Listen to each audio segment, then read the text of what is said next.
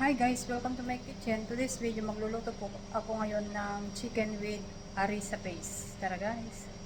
Yan, ito po yung mga ingredients. Meron tayong chicken breast na 3. Garlic, optional lang to guys. At meron din tayong onion, flour, harissa paste, black pepper, at saka yung nor cubes, at saka yung ating Philadelphia cheese, carrots, optional lang din, at saka yung broccoli, at saka yung salt. Ayan, itong chicken breast guys, ikat ko lang siya ng bite size. Then lagyan natin guys ng black pepper yung ating chicken na cut na guys, at saka salt. And then ikot natin siya ng flour, yung ating chicken, ikot natin siya ng flour.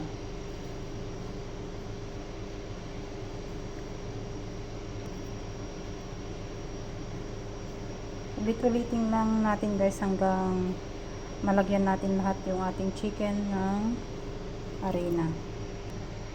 Ayan guys, tapos na akong naglagay ng flour sa ating chicken. Set aside lang muna natin siya. Ayan, dito sa kaserola guys, nagpakulo na ako ng tubig na may asin. At iboboil ko muna yung ating broccoli at saka yung carrots. Ayan. Then, sunod na natin guys yung ating carrots. Ayan, okay na rin yung ating carrots. Tanggalin na rin natin siya guys. Dito sa pan guys, maglagay na ako ng cooking oil. Then, iprito na natin guys yung ating chicken hanggang golden brown both sides.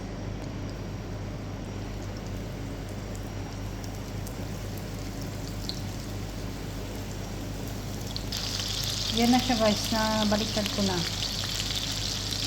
Yan, tanggalin na natin siya guys. At isunod natin yung ating second batch. Ito na guys yung ating second batch na chicken.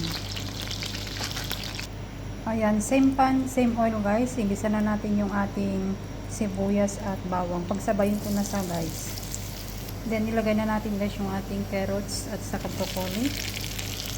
Then yung harissa paste, mix lang natin siya guys hanggang well combined.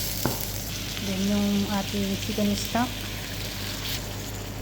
chicken nor cubes, at saka yung ating Philadelphia cheese. Then lastly guys, ilagay ko na yung ating prinitong chicken kanina. Ito na guys yung ating chicken breast with harissa paste. At sana po nagustuhan ninyo yung aking video. And please don't forget to subscribe. Bye bye.